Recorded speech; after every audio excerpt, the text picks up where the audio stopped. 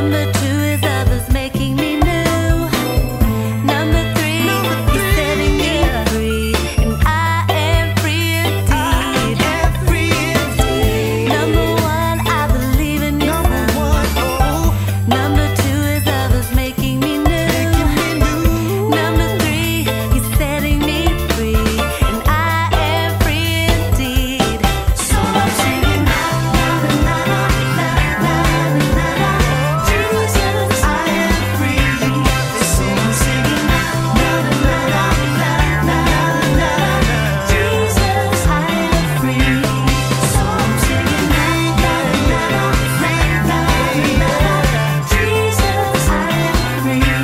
So I'm singing na na na na na na. Jesus, I am free.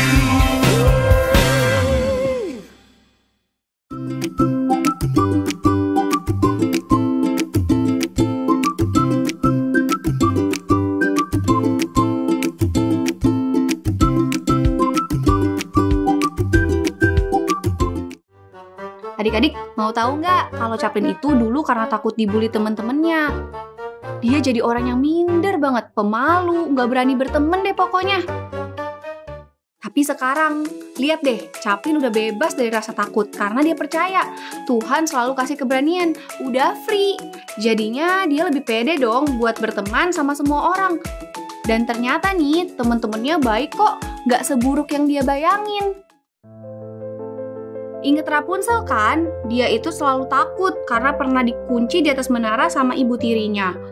Jadinya waktu udah berhasil kabur nih dari menara, dia tetep tuh selalu takut ketangkep lagi sama ibu tirinya. Tapi sekarang beda loh, Rapunzel udah gak takut lagi sekarang karena udah tahu Tuhan selalu tolong.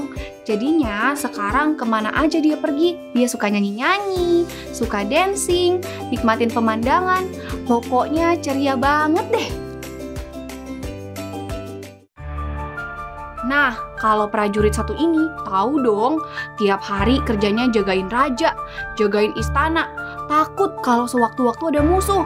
Karena musuh itu bisa sewaktu-waktu datang dari belakang, dari samping, wah dari mana-mana deh pokoknya. Sampai-sampai nih, lagi tidur aja, gak bisa tenang tuh, bisa tiba-tiba kebangun.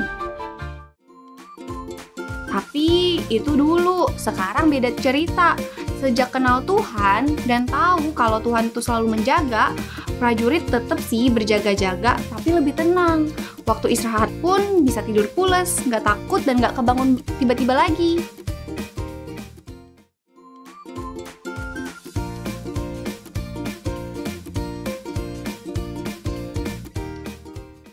Wah, asik banget ya adik-adik. Kayak kehidupan Chaplin, Rapunzel, prajurit yang sekarang tuh udah gak ada rasa takut-takutnya.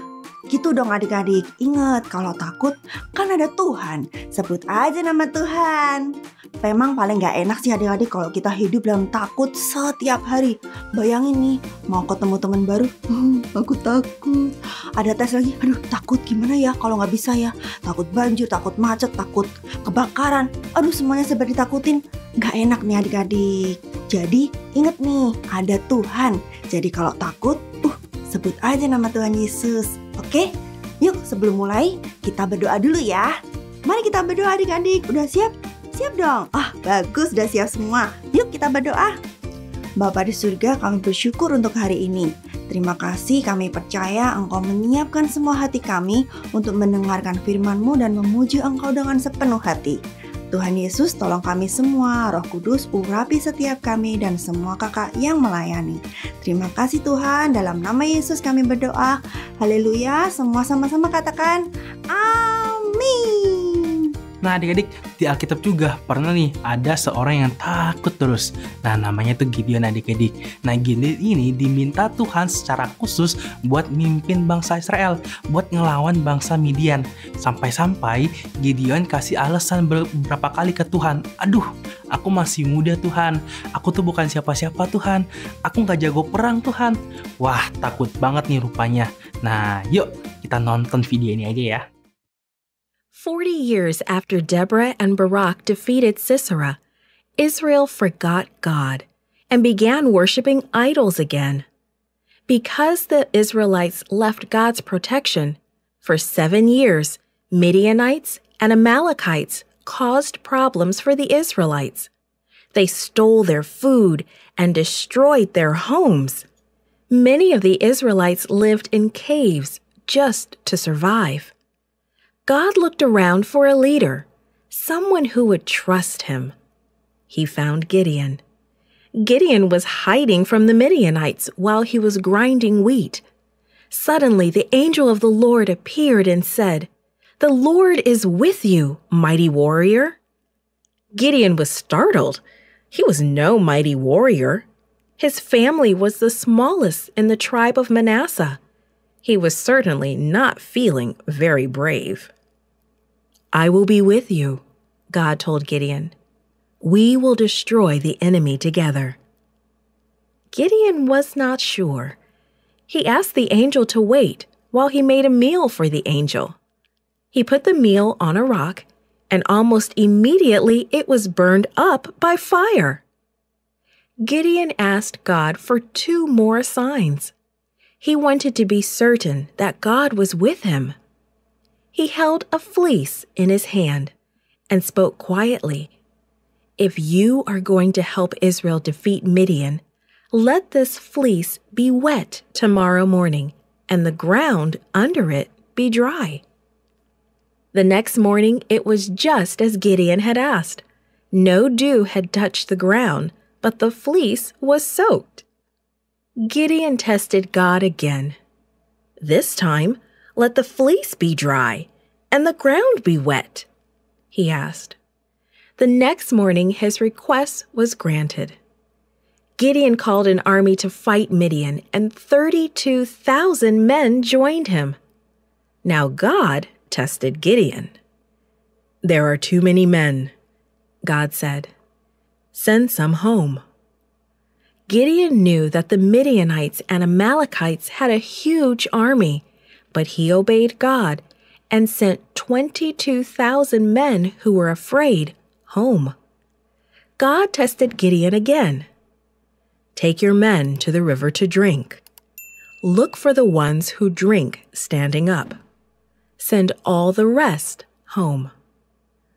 Only 300 men passed the second test. God finally had a small enough army. That night, Gideon divided his army into 3 companies. Armed only with clay jars, trumpets, and torches, they hid on 3 sides of the Midianite camp.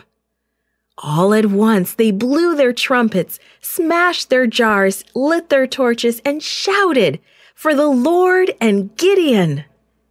God did the rest. Awakened by the shouting, the Midianites and Amalekites rushed from their tents and began to fight each other. They were confused. Many ran away. And as they ran, Gideon's soldiers chased them. The Midianites and the Amalekites no longer bothered the Israelites.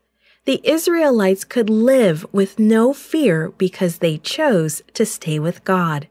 Bayangin ya, dari orang yang gak percaya diri, minder, terus takut buat jadi pemimpin, tiba-tiba bisa jadi terkenal karena dia jadi pemimpin perang bangsa Israel. Yang lebih heboh lagi nih adik-adik ya, adalah karena lawannya itu bangsa yang super kuat dan super banyak, yaitu bangsa Midian. Dan Gideon berani ngelawan hanya dengan membawa 300 orang prajurit pilihan. Tapi Gideon sangat-sangat percaya nih kalau Tuhan yang sudah janji. Jadi Tuhan itu pasti lakukan. Tuhan udah janji kasih kemenangan buat Gideon dan bangsa Israel. Jadi nih adik-adik, walaupun prajuritnya cuma dikit, pasti menang.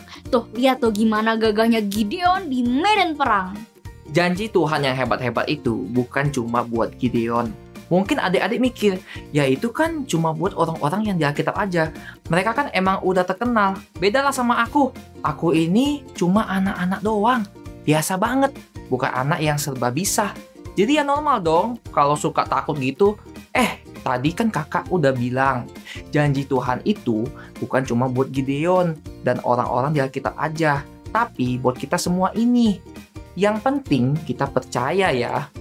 Kalau cuma sekedar tahu aja tentang Tuhan, tapi gak percaya kalau Tuhan bisa tolong kita, ya percuma adik-adik. Kita gak akan pernah jadi anak yang bebas dari rasa takut. Benar banget.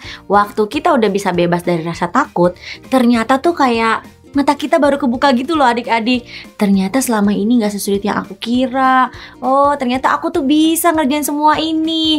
Banyak banget hal-hal yang gak kita duga, yang sebelumnya gak pernah kepikiran sama kita. Itu yang kita bisa lakuin kalau kita udah bebas dari rasa takut. Udah gak dikit-dikit takut lagi. Nah, itu yang Alkitab bilang, apa yang tidak pernah dilihat mata, tidak pernah didengar telinga, dan tidak pernah timbul di dalam hati manusia, semua disediakan bagi setiap orang yang mengasihi Dia.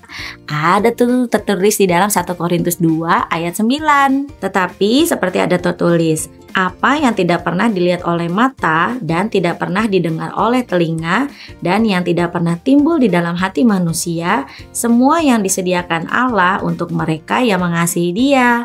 Kalau kita percaya Tuhan itu selalu punya cara buat nolongin kita pasti lebih tenang.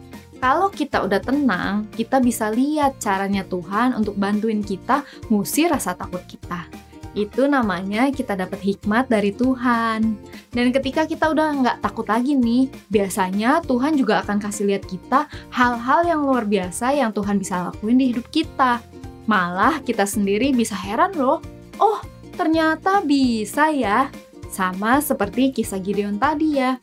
Ingat-ingat deh ayat yang tadi Kak Ike bilang. Hafalin ya, ucapin waktu kita lagi merasa takut. Jadi kita akan bertambah rasa percayanya sama Tuhan. Hidup yang dikit-dikit takut itu rasanya tuh gak enak banget. Kayak orang yang lagi diikat tali, mau ngapa-ngapain susah banget. Tapi ya, waktu kita hidup bebas dari rasa takut itu, rasanya tuh plong banget, lega, kayak seakan-akan lepas dari tali. Mau ngapa-ngapain tuh bisa banget. Tangan, kaki, badan, semua bebas. Seperti itu ya, kurang lebih gambaran kalau kita bebas dari rasa takut. Ternyata banyak banget hal-hal yang luar biasa yang bisa kita lakukan dengan pertolongan Tuhan. Jadi mulai sekarang, yuk kita hidup bebas dari rasa takut. Free from fear. Hari ini sekali lagi Kak Kire mau doa nih buat adik-adik semuanya supaya kita tambah percaya Tuhan dan udah gak hidup dikit-dikit takut lagi. Yuk lipat tangannya, tutup matanya, Kak Kire yang pimpin.